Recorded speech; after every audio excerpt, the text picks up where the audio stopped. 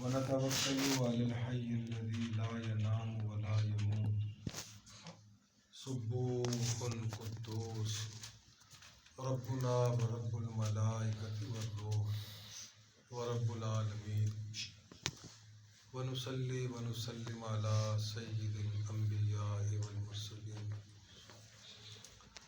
احباب محترم، ہم سب اللہ رب العزت کے ذکر کے لیے ہفتہ وار مجلس ذکر میں بیٹھے ہوئے ہیں۔ اگر ادب سے، دھیان سے رب تعالیٰ کی طرف رجوع کر کے ذکر کریں گے تو ظاہر بھی سنور جائے گا، باطن بھی سنور جائے گا۔ انسانی بیٹری اللہ رب العزت کا ذکر چارج کر دیتا ہے، اس میں نئی توانائی پیدا ہو جاتی ہے اور انسان پہلے سے زیادہ فعال ہو جاتا ہے۔ اس لیے ذکر اللہ کی مجالس میں بڑے دھیان سے، بڑے ادب سے سفید ٹوپی پہن کے آنا چاہیے۔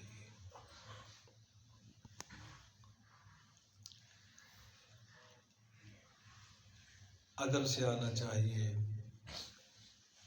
رب تعالیٰ کی طرف رجوع کر کے ذکر کرنا چاہیے۔ پھر رب تعالیٰ کی طرف سے جو رحمتوں کا، برکات کا نزول ہوتا ہے، جسے ہمارے معاشرے میں فیض کے لفظ سے تعبیر کیا گیا ہے، تو فیض جب انسان پہ نازل ہوتا ہے، حدیث پاک میں ان کا نام رحمت آیا ہے، سکینہ آیا ہے۔ کیا آیا ہے؟ سکینہ اور رحمت آیا ہے۔ تو یہ جب سکینہ اور رحمت انسان کو بھیجتے ہیں، ذاکر کو، اور اس پہ نزول ہوتا ہے ان کا، تو وہ جو کیفیت ہم محسوس کرتے ہیں اس کا نام ہم لوگوں نے فیض رکھا ہوا ہے، فیض کہا جاتا ہے۔ تو یہ جب بھی ہوتا ہے جب ہم ہر چیز سے ہٹ کٹ کے اللہ رب العزت سے جڑ کے اللہ کا ذکر کریں گے۔ وَاذْكُرْ اسْمَ رَبِّكَ وَتَبَتَّلْ إِلَيْهِ تبتیلا۔ کوئی نئی بات نہیں ہے بھائی، موجودات اور محسوسات میں جو کچھ بھی ہے اس سے انقطاع ضروری ہے، اس سے کٹ جانا ضروری ہے اور رب تعالیٰ سے جڑ جانا ضروری ہے۔ بس اللہ اللہ اور اللہ، اس کے لیے ہم حاضر ہیں۔ ابھی انشاءاللہ مجلس ذکر شروع ہو جائے گی، سب بھائی دھیان سے آنکھیں بند کر کے ایک آواز سے اللہ کا ذکر کریں، آوازیں نیچے بھی نہ ہوں، اور جو قافلے سے آگے چلے جائیں وہ بھی ایویں ٹمک ٹوئی مار دینے، اور جو قافلے سے پیچھے رہ جائیں وہ بھی محروم رہ جاتے ہیں۔ سب کچھ ہے اندرون دریا، بیرون دریا کچھ نہیں۔ یکجہتی میں، اکٹھے کام کرنے میں جو لذت ہے، مزہ ہے، سرور ہے، سرود ہے، اور وہ تعالیٰ کی مرضی اور منشا بھی یہی ہے کہ بندے مل کے میری طرف سفر کریں۔ تو جو ایسا کرتا ہے پازیٹیوٹی سے، مثبت سوچ سے، نیک نیتی سے، اللہ اس سے راضی ہو جاتے ہیں۔ اللہ اسے نعمتیں بھی عطا فرماتے ہیں، سعادتیں بھی عطا فرماتے ہیں، خوشیاں بھی دیتے ہیں، کامیابیاں بھی دیتے ہیں، آسانیاں بھی دیتے ہیں، عزتیں بھی دیتے ہیں۔ ہر وہ چیز جس کی ضرورت ہے یا ہو سکتی ہے، اللہ جس سے راضی ہو جائے اس کے لیے اپنے زمینی اور آسمانی خزانوں کو کھول دیتے ہیں۔ سفر اتنا ہی ہے کہ اللہ راضی ہو جائے. کیا؟ اور ذات راہ کیا ہے ہمارے پاس؟ ذکر اللہ. ذات راہ سمجھتے ہیں؟ جیسے ایک گاڑی ہوتی ہے تو گاڑی چلنے کے لیے کیا ضروری ہے؟ فیول، پیٹرول، اس کا ایندھن، بالن کہہ لو. گاڑی کتنی بھی ٹھیک سے ہو، اگر اس کا ایندھن نہ ہو تو گاڑی چلتی ہے؟ نہیں چلتی. ایسے ہی رب تعالیٰ کی طرف کا جو سفر ہے، اللہ رب العزت کی رضا کا جو سفر ہے، اس کا فیول، اس کا پیٹرول، اس کا بالن، اس کا ایندھن اللہ کا ذکر ہے. ذکر اللہ کی کئی اشکال ہیں. ذکر اللہ کی کئی اشکال ہیں، کئی طریقوں سے کیا جا سکتا ہے. ٹھیک ہے، کئی حیثیتوں سے کیا جا سکتا ہے. ہم نے ان میں سے ہمارے بڑوں نے جو منتخب فرمایا، جسے پسند فرمایا، وہ یہ طریقہ ہے جو ہم کر رہے ہیں. کیونکہ جناب رسول اللہ صلی اللہ علیہ وسلم نے فرمایا کہ ذکروں میں افضل ذکر، افضل سمجھتے ہیں سب سے زیادہ فضیلت والا، فضل والا ذکر یہ کہہ لیں، وہ کیا ہے؟ لا الہ الا اللہ. تو ہمارے بڑوں نے اس کا انتخاب فرمایا. اس کی اور بہت ساری وجوہات ہیں. میں آپ کو بتایا کرتا ہوں کہ کوئی ایک بھی نبی اور رسول جو رب تعالیٰ کے خاص نمائندے تھے اس دنیا میں، انہیں ہم کہتے ہیں انبیاء مرسلین. ٹھیک ہے نا؟ کوئی ایک بھی نبی رسول ایسا نہیں گزرا جس نے لا الہ الا اللہ خود نہ پڑھا ہو. جناب آدم علیہ السلام سے یہ سلسلہ مبارک شروع ہوتا ہے، اور ہمارا ایمان اور عقیدہ ہے کہ جناب محمد رسول اللہ صلی اللہ علیہ وسلم پہ آگے سلسلہ نبوت و رسالت بند ہو گیا، ختم ہو گیا. آپ صلی اللہ علیہ وسلم اللہ رب العزت کے اس دنیا میں آخری نبی اور رسول ہیں. بات سمجھ رہے ہیں؟ آپ علیہ السلام تک جتنے انبیاء مرسلین آئے سب نے اس کلمے کو ضرور پڑھا ہے. وہ کلمہ کیا ہے؟ لا الہ الا اللہ. اور جتنے ان پہ ایمان لے کے آئے، ان کے ماننے والے جو ہوئے، ایمان والے جو ہوئے، وہ اس وقت تک صاحب ایمان نہ ہوئے جب تک انہوں نے بھی اس کلمے کو نہ پڑھا ہو. نبی اور رسول نے بھی کلمہ پڑھا اور ماننے والوں سے بھی پڑھایا. ایسا تو ہوتا رہا کہ ہر رسول نے لا الہ الا اللہ کے بعد کلمے میں اپنی نسبت کو شامل فرمایا. ٹھیک ہے نا؟ جیسے جناب آدم علیہ السلام اپنے ماننے والوں کو جو کلمہ پڑھاتے تھے، وہ علماء نے لکھا ہے کہ کیا تھا؟ لا الہ الا اللہ آدم صفی اللہ. ایسے ہی تھا. اور ایسے جناب سیدنا نوح علیہ السلام اپنے ماننے والوں کو جو کلمہ پڑھاتے تھے وہ تھا لا الہ الا اللہ نجی اللہ. اور ایسے جتنے رسول آئے وہ کلمے کا پہلا حصہ ہر نبی اور رسول کا کامن رہا ہے. کامن تھا، کیا تھا؟ لا الہ الا اللہ. آگے جو رسول تشریف لائے انہوں نے اپنی نسبت اس میں جاری فرمائی کہ وقت کے رسول پہ ایمان لانا لازم ہے. ٹھیک ہے؟ ایسے جناب ابراہیم علیہ السلام کے دور اقدس میں جو کلمہ تھا وہ تھا لا الہ الا اللہ ابراہیم خلیل اللہ. تو ایسے جناب سیدنا موسیٰ علیہ السلام کے وقت میں جو کلمہ تھا وہ تھا لا الہ الا اللہ موسیٰ کلیم اللہ. ایسے جناب سیدنا عیسیٰ علیہ السلام کے وقت میں جو کلمہ تھا وہ تھا لا الہ الا اللہ عیسیٰ روح اللہ. روح اللہ مجھے سارے پتہ ہے یار، میں دے عام میں پھنس گیا. تو ایسے نا یہ لا الہ الا اللہ برابر رہا ہے. اتنا لا الہ الا اللہ برابر. آپ نے کلمے سنے جو میں نے پڑھے ہیں. ایسے اور بہت سے مرسلین ہیں. کہا جاتا ہے کہ کم و بیش 313 رسول تو آئے ہی ہیں،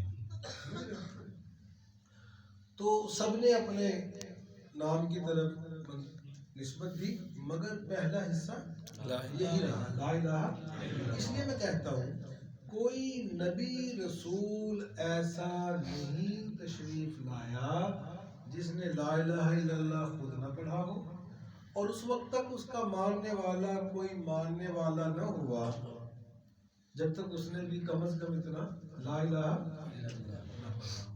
تو یہ کلمہ بڑا مبارک ہے، اس لیے ہمارے اکابرین نے، ہمارے بڑوں نے اس کا انتخاب فرمایا کہ اذکار تو اور بھی بہت سے ہیں، اذکار تو ایسے بندہ سو ہی جاتا ہے، اذکار تو اور بھی بہت سے ہیں، تو ان میں افضل ذکر، زیادہ فضل والا ذکر، بزرگی والا ذکر، بڑا ذکر، عزت والا ذکر اللہ کے ہاں وہ ہے لا الہ الا اللہ۔ اس لیے اس کلمے کا انتخاب فرمایا گیا۔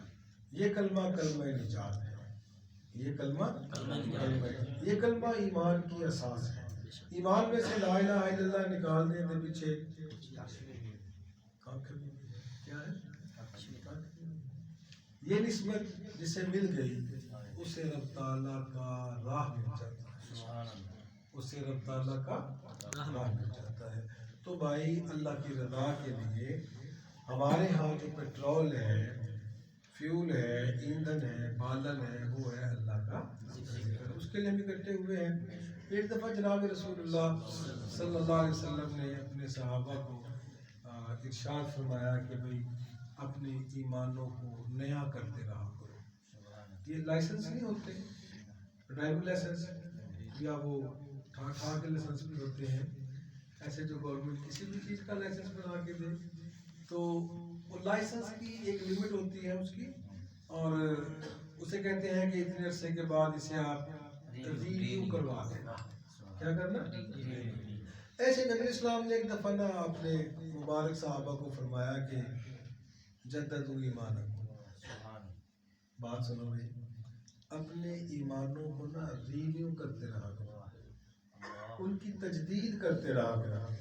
اب یہ جو بات تھی نا یہ پہلی دفعہ سنی، سارے ایمان کے کلمہ پڑھے اسی مسلمان ہو گئے، ایمان بھی نواں کرنا ہوتا ہے۔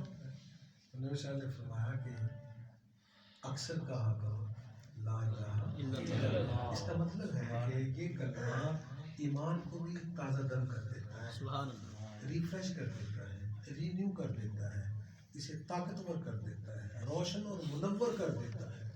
یہ کلمہ ہمارے ظاہر اور باطن کو جلا بخشتا ہے، نورانی کر دیتا ہے۔ اس لیے ہمارے بڑوں نے اس کی ترتیب کو جاری کیا، تو مجھ کو سننا ہے۔ تو اللہ پاک میرے لیے اور آپ کے لیے آسانیاں فرمائے، ہمیں کلمہ پڑھنے والوں میں، کلمہ پڑھانے والوں میں، کلمہ کہنے والوں میں، کلمہ سننے والوں میں اللہ زندہ بھی انہی میں رکھے، اللہ موت بھی انہی میں دے، اللہ قبر کے اندر بھی کلمے والوں جیسا سلوک فرمائے، اور اللہ حشر میں بھی ہمیں کلمے والوں میں رکھے، اور میزان عمل پہ اللہ کوئی غلط نہ دے۔ ایک بندے کا اللہ حساب لے رہے ہیں، تو حد نگاہ دفاتر ہوں گے اس کے گناہوں پہ، اس کی نیکیاں گناہوں کے مقابلے میں بہت کم ہوں گی۔ اللہ رب العزت سے پوچھیں گے کہ بتاؤ بھائی میرے لکھنے والوں نے ٹھیک لکھا ہے؟ وہ کہے گا اللہ جی بالکل ٹھیک لکھا ہے۔ تم کوئی وجہ، کوئی عذر، کوئی بہانہ، کوئی دلیل اجی میں تم کوئی بات کرتے ہو؟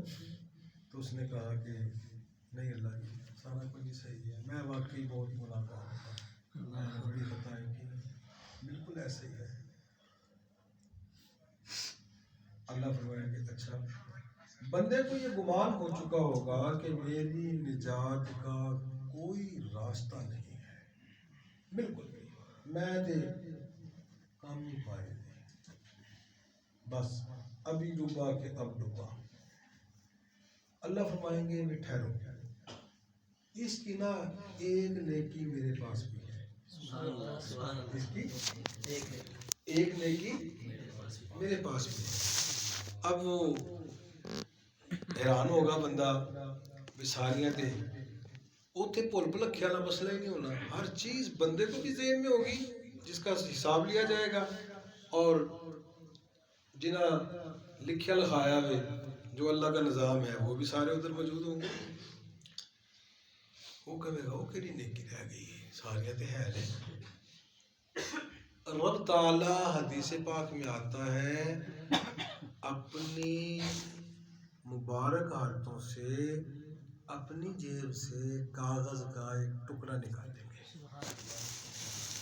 اللہ فرمائیں گے ایک دن تم نے چپکے سے, ایک دن تم نے چپکے سے خیال ہی خیال میں کہا تھا اشہدو ان لا الہ الا اللہ, یہ کلمہ پڑھا تھا کہ میں گواہی دیتا ہوں لا الہ الا اللہ, اللہ کے سوا کوئی ایسا ہے ہی نہیں جس کی عبادت کی جا سکے.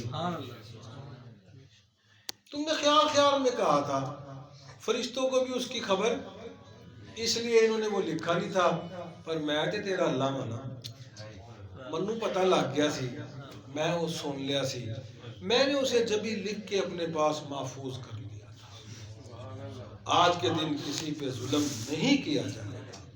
اللہ اپنے دستے اقدس دے نال مبارک ہتھاں دے نال وہ کاغذ کا ٹکڑا پرزا ٹوٹا حصہ جس پہ یہ کلمہ لکھا ہوگا, رب تعالیٰ اسے ترازو کے پلڑے میں رکھیں گے جہاں تل رہا تھا کام, میزان قائم ہوا تھا نیکیوں کی طرف. وہ اللہ ایک ٹکڑے رکھیں گے نا, او دے سارے گناہ ہولے ہو جان گے تے اللہ کام بن جائے گا. سہاگن وہی جو